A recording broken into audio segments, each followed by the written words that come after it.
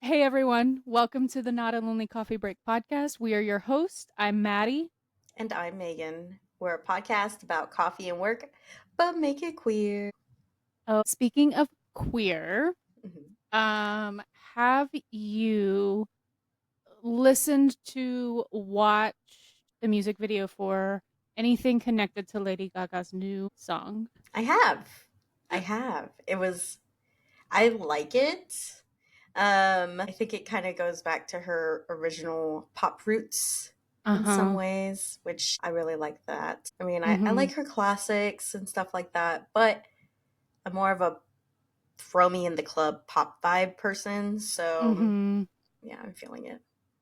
I'm feeling No, it. yeah, I felt the same way. And she had said, I know when she made the announcement that she was going to be releasing new music, she had said that she felt like it would go back to kind of like her old school Lady Gaga vibes. And then I guess like the world premiere of the music video or something aired um, during the Grammys. And so I watched it then. And I agree. I think it went back to kind of her OG Lady Gaga vibes. And I was here for it. Me too. I was I think it was kind of like also Lady Gaga went back to some of those like the quirkiness, I think, that made her Lady Gaga. What was it when she wore the meat dress the meat to, dress to some awards ceremony? or the egg. Wasn't she in an egg at one Oh point? yeah, she like walked the red carpet and she was inside of an egg or something. Like, That, oh my yeah, gosh. I do miss those days. We've been talking a lot about networking and community building and queer things. Just all things gay. Yep. All things gay. We've also been talking about the importance of like having representation and all of that. hmm So today we are going to have some guests on the show with our first couple. We've never had a couple join us. So that'll be exciting. But we have Mary Elaine and Ashley joining us, and they are entrepreneurs and they have a business together. The first queer woman owned business in Arlington, Texas. Welcome to our friends, Mary Elaine and Ashley. We're so excited. You guys are our first ever couple to be a Oh, guest on the show. So, a first Feels for, special. I know, our first for this coffee chat. But we wanted to share this with our listeners because we all got a good laugh about it. So, reflecting back on our last episode where we talked about 6 degrees of separation, We put that to practice. we put it was in full force. So Mary Elaine and I met a while back and have done some stuff together, some events, and obviously through that I met Ashley. And so we've developed a little friendship here. Well, Meaghan and I share an email for the show, obviously. Meaghan was like, "Oh, this is an awesome business in my community that is queer owned. We should have them on the show." And sends an email introducing us to Mary Elaine and Ashley. I happen to log on and see it, and I'm like, Meaghan, Communication is key. I know them. Let yeah. me just text them I was Yeah. like, and ask them if they want to be oh. on the show. We don't need to be all this. It was like a super professional email, and I was like, stop. They don't Meaghan. know me. Okay, I had to introduce myself. Such a small somehow. world. It That's so is. crazy. But DFW So really is. So yeah, Yeah. yeah. So a fun little story that was kind of full circle, and now we all know each other. Hooray. I love it. So can you guys tell us, I guess, a little bit about who you are so our listeners also know you? Sure. So my name is Mary Elaine. I'm born and raised Dallas native. I grew up in Oak Cliff. We now own a home in Oak Cliff. I went to the University of Chicago and studied psychology. And when I moved back to Dallas, I kind of fell into the nonprofit world. So I've been doing nonprofit development for 7 or 8 years now. And I'm currently with the Visiting Nurse Association, and they're the Dallas County provider of Meals on Wheels. But Ash and I met back in 2018. So we're actually about to celebrate our 5-year wedding anniversary. Like, you talk about yourself a little bit, though. So I'm Ashley. I'm originally from Nacogdoches, Texas. So yes, I did go to Stephen F. Austin and I graduated. It's like the follow-up question, but did you graduate? I did. So I moved to Dallas in 2008 as an adult, and I've pretty much been in the insurance realm ever since. So I'm an insurance agent and I'm a partner at Sandland Insurance Agency. So insurance business consulting is kind of my jam. We are also part owners of a woman-owned dispensary in North Dallas, CBD Farmhouse. So that's kind of how we got introduced to the botanicals, because we really lost our social circle, and like a lot of our social settings nowadays revolve around alcohol. And when you're sober, it's just kind of like, oh. So yeah. So we've been sober for 4 years. I was going to say, back up. So you guys are sober. Awesome. So I guess that brings us to this sort of first question. What inspired you then to go into business together, and what is that current business? Yeah. So we discovered kava back in the summer, probably like July or August. We discovered kava. And for those who don't know, kava is not the Mediterranean grill. That's not what we're talking about, at least. It's kava with a K. And it's essentially a euphoric tea. So it's an alcohol alternative. It has a lot of health benefits. And we found our first kava bar back in July or August. And as the months went on, we found Fools Kava House in Arlington, Texas. That was a little bit closer to us. And we kind of joined the community there. We became regulars, and it worked out that the owners were ready to sell, and we were kind of looking for our next purpose, our next passion, and the timing was great. So we started working on that back in November, and it became official that we were the owners on January 1st of this year, which is super exciting. I don't know too much about kava, and maybe our listeners want to know a little bit more. So you said it's like a tea. So does it come in like different flavors, or like, is it earthy? Is it sweet? Is it savory? Yes. Like, give us a description. So I'm definitely a kava girl. So kava, it originates in Fiji and the islands surrounding. So you have your different strains of it. They're all derived from the kava plant. It looks like a not as pretty monstera leaf, honestly. So with the kava, so the tea is made out of the root. The taste, it is very bitter, very earthy. Like, you know, when you get something bitter and you feel it like in the back of your jaw, it kind of click. It's one of those. It does. So since the kava plant is part of the pepper family, it will give your mouth a little tingly, little numbness. You might feel like you've partied in college or gone to the dentist. So it does give you that little tingle. I mean, so in its natural how it's served, traditionally it's served in a coconut shell. And so we carry that tradition. We've got the coconut shells. So kava goes really well. If you're not a fan of that really bitter, earthy, it goes really well with like milky, creamy stuff. So, I mean, just an easy go-to is just throw some creamer in it of your flavor. And, you know, kind of, it's a lot more, you know, tolerable at that phase. I personally like the natural state of kava, but I know it's not everyone's cup of tea, literally. So kava actually, it hits your GABA receptors. So I'm a huge fan of all the neuro benefits of kava. But one of the main things is it reduces anxiety. It's been used to reduce depression. It's an anti-inflammatory. And in some of the cultures that they heavily use it, in the Pacific Islands, they prescribe it for weight loss, diabetic. It can help maintain and stabilize blood sugar. And it's also used for like if people have a little trouble going to sleep, which, I mean, let's be honest, who doesn't, you know? So it just kind of relaxes you, and it's not intoxicating. So I do like throwing that out there. Like, so when you do get a lot, like if you drink a lot of kava, you'll just feel super relaxed, and we call that getting rooted. So it is. Yeah. And then the other tea we serve, and you actually won't find much mention of it online, is kratom. Kratom tends to get a bad rap on the streets because it's sold in an extract form that can be really dangerous and addictive.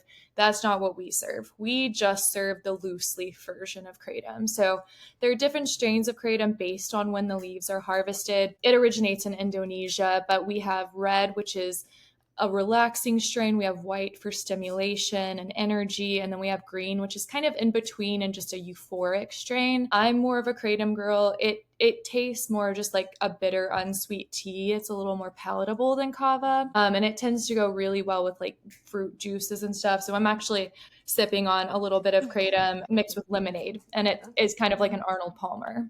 Oh, that's really cool. Yeah, that's cool. I'm gonna have to Thank you stop for by. sharing that, because I knew a little bit based on what you guys had told me, but I was like, I don't know that much about it. Yeah. Yeah. So hopefully some of our listeners are eager to try it and Yeah. come visit y'all. Come see us. Yeah. That's Fools And Kava I House. want to add, it's huge. So when you come in, we do kind of give you the rundown of the benefits. Every first time guest gets their first drink on the house. So we actually do it where we let them taste the kava and the kratom, and we let them choose their beverage of choice. Because I don't want to give someone a complimentary drink and it's not And then they don't like they it. enjoy. Yeah. Right, exactly. Megan's like, I'm going to become visiting I'm like, tomorrow. cool. Yeah, I follow y'all on Instagram, which leads us to here. But Yeah. I have noticed the shift when you guys, introduced yourselves as the new owners, and how open you are bringing community in. Like everyone is accepted. Hey, if you're whatever day you are in your sobriety, or maybe you're trying to test that sobriety, try to see if that's a good fit for you, here's a place where it's safe to talk about it or try it or meet new friends kind of in the same circle. So I thought that was really impressive. Honestly, a different take on business, because usually you're just like product, product, product, product, but on Yeah. this, you guys are definitely turning it into a community. When you build a community, the business follows. And I've really learned that in my professional role, just moving to Oak Cliff and being so just warmly accepted in business. And I mean, it's true. And it's so much fun to do business with people you enjoy and you like. And it's become more than just a community. I mean, this is our family. And, I think Maddie's seen it firsthand. I am very protective of those I love. And I mean, those are our family. Like those are our kids, and Mary Elaine mentioned our purpose. And I think we were both kind of looking for that next thing. And we knew we were passionate about sobriety and community. I've been in the fitness and wellness my whole adulthood. So when I found something that really focused on the community, the wellness, and sobriety, I mean, it was just a no-brainer. We had to become more than regulars. Yeah. So so it was October 4th. I will not forget that day, was when we walked into Fools Kava House and we started talking negotiations, I believe November 18th. Oh, wow. That was fast. Very, fast. very fast. And I will also say, like, the timing, it just kind of felt like everything fell into place for us because, like I said, like the owners were kind of ready to get out. We were ready to get in. But also with the election, can I talk about politics on here? You can. You can. Yes. I just like with Safe the space. election and the current administration, it felt so important to me to have a safe space, particularly for LGBTQIA people, right? And so for us to be able to kind of foster that community and foster that safe space, I mean, the second you walk into Fools, we've got a pride flag, and it's very well known, right, that we're queer owners and we're always going to support our queer clientele. So it felt like the timing was perfect because I was struggling after the election and I didn't really know what to do. And I think we all kind of had the thoughts of, should we get out of Texas? Like, what does this look like? But instead, I think we've found the spot that we can create our safe space for everybody who wants to come in for the next 4 years. Like, I think that's really cool. Yeah, that's awesome.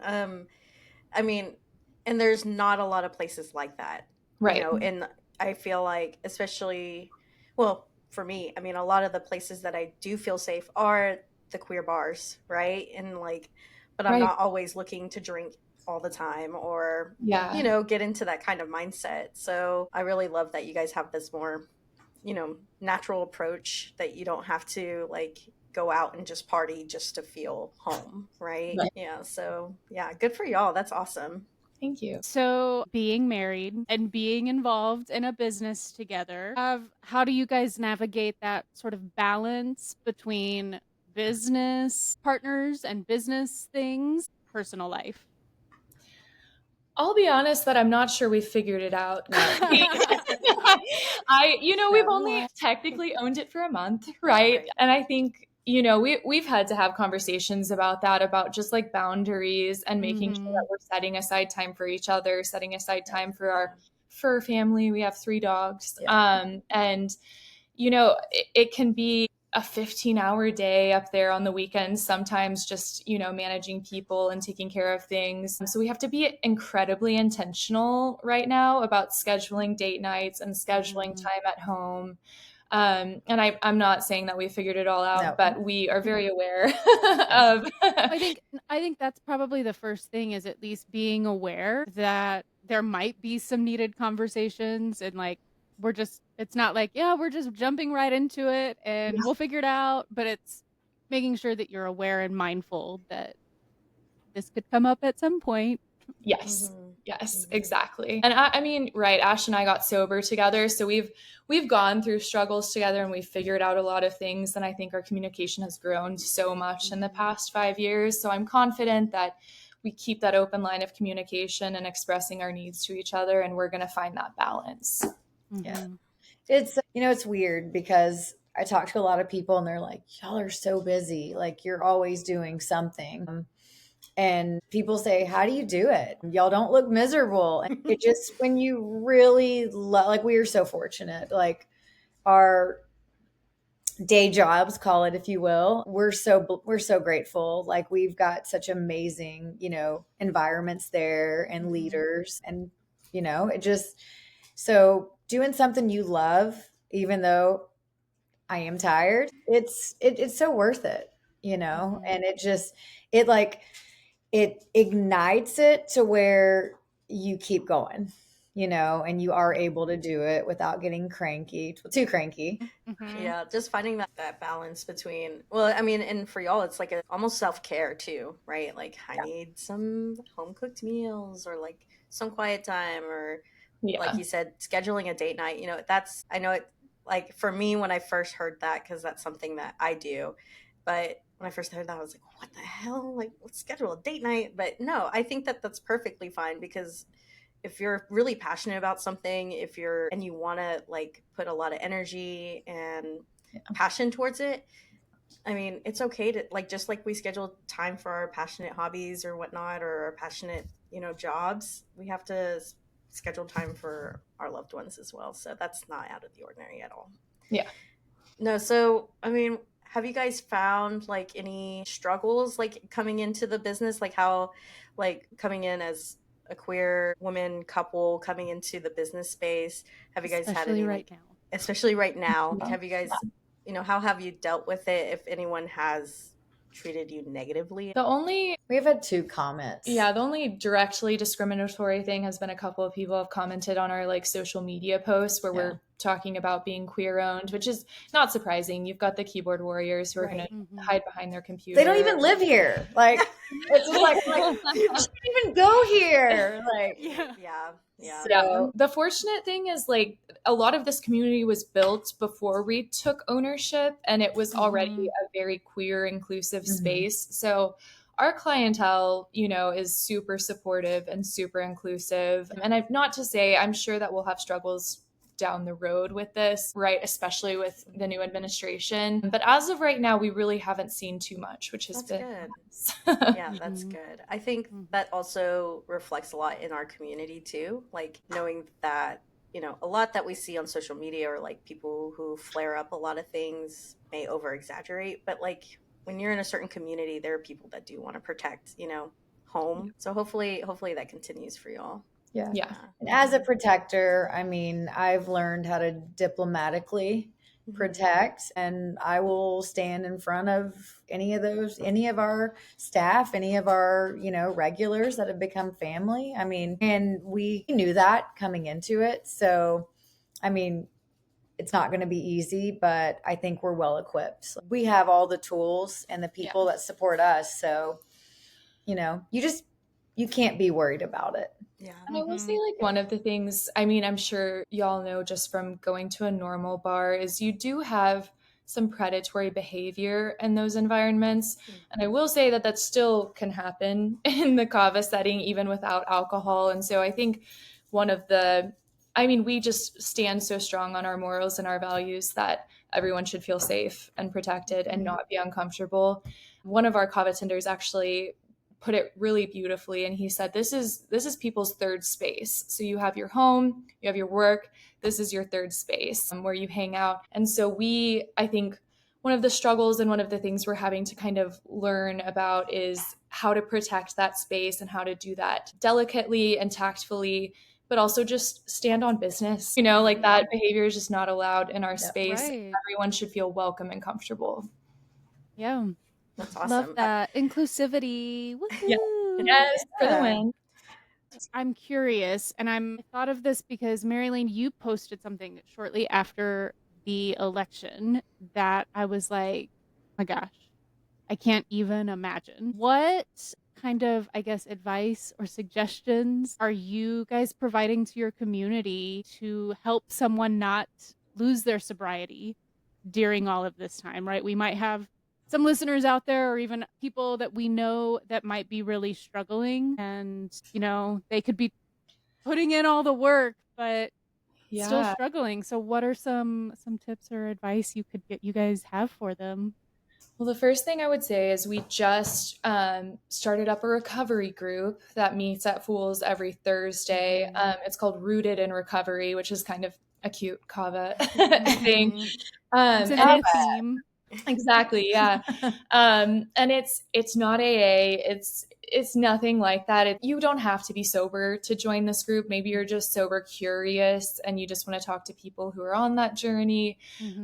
Very inclusive of everybody, but there's just a lot of time to talk about what you're going through, get suggestions from people in the group. So that would probably be my first suggestion, is that's a really great place to have some support. For me personally, I mean, we have a lot of people who are regulars at Fools who are pretty new in their sobriety journey. And I think one of the beautiful things about Fools is that we all become family, and these people know that they could call me at 1 a.m. and I'm going to show up. They could call pretty much anybody who's a regular at Fools, and they're going to show up and be present for them in those moments. So I would really encourage just having that community, because I mean, when Ash and I got sober, I think a big part of it was that we got sober together and we had accountability in each other and we had the support of each other. And so I really think being a part of that community is going to be really important for people over the next 4 years who are trying to stay on that sobriety path. Absolutely. Do you have anything? Yeah, I mean, I would say another thing, like with family comes, you're going to have, people in different levels of sobriety. So it's just, I have personally witnessed just so much grace, someone coming in after they've had a slip in their sobriety and just still being loved on and just, told, hey, it's okay. I mean, I had a couple. So, I mean, it's very real, and change is a big trigger for a lot of people. And so I think, I mean, just the community and knowing you're not alone, and as different as we all are, where we were raised, how we think, what we do for a living, when you hear someone's story that's so parallel to yours, it's kind of like, wait a second, So I think the relatability, but also the grace, guys, it is, I mean, I have witnessed so much grace in those walls just in the short time we've been there. And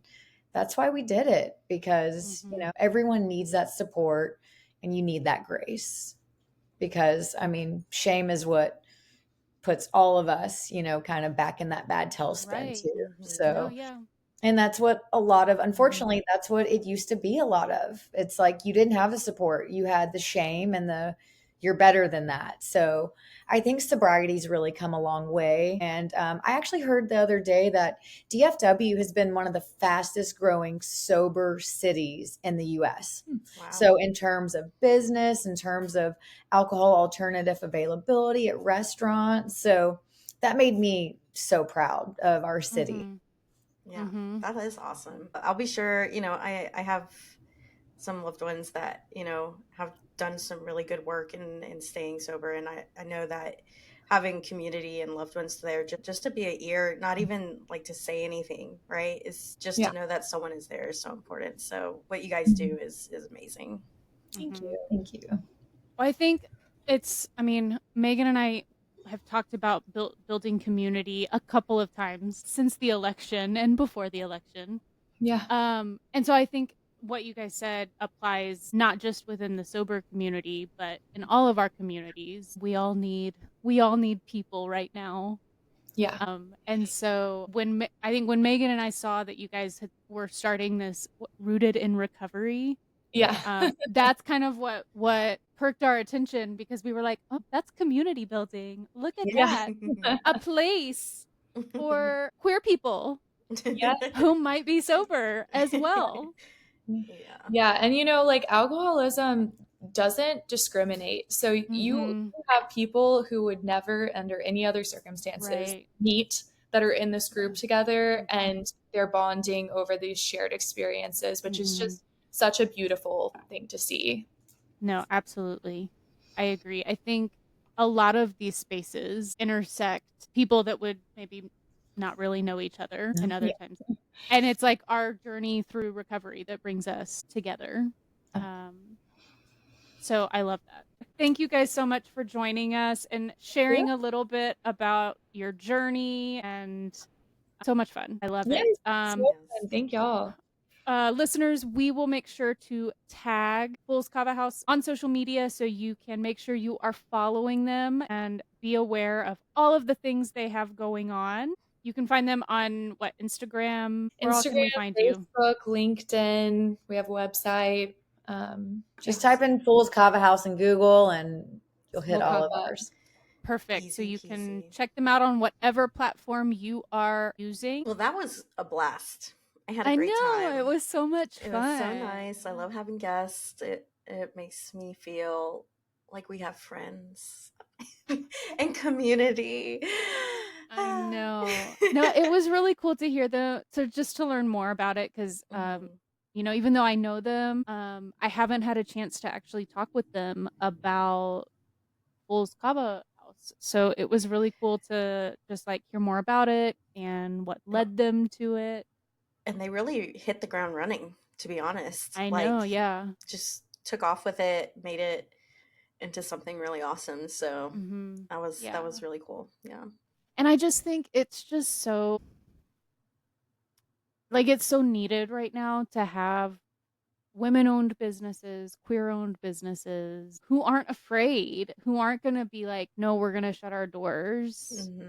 And they're here and they're being their authentic selves, and they're welcoming people to be their authentic selves. Be sure you guys go check them out and support their business. Try some kava. I'm going to try it. I will let you know. Let me know. Determined. Yeah. Go and try it. If you see me in a lot of their photos, we know the answer. Just Meaghan's going to become the number one customer. Hey guys. Hey, I'm back. Yeah. All right. Awesome. Well, I am all out of coffee for today. But this was such a fun episode. Absolutely. Thank you all for joining us and listening and supporting us. We appreciate you. If you are not already, make sure that you are not just listening, but you are subscribing to the show on YouTube, Spotify, or Apple, wherever you are listening to us at. We will be on Instagram, not on Facebook. LinkedIn. Gross. We're on LinkedIn, and we want to hear what y'all have to say. Leave us comments. Like our stuff. We definitely want to know what makes y'all happy and unhappy, so we can make you more of the happy stuff. So follow us on Instagram and on LinkedIn and get more updates. We look to provide y'all with more exclusive content that will be on our Patreon to join the Coffee Break Crew. Coffee Break Crew, yeah. Coffee Break Crew. On Patreon with all that exclusive content. Thanks again, you guys. We will catch you next time for Not a Lonely Coffee Break. Until then, cheers, queers.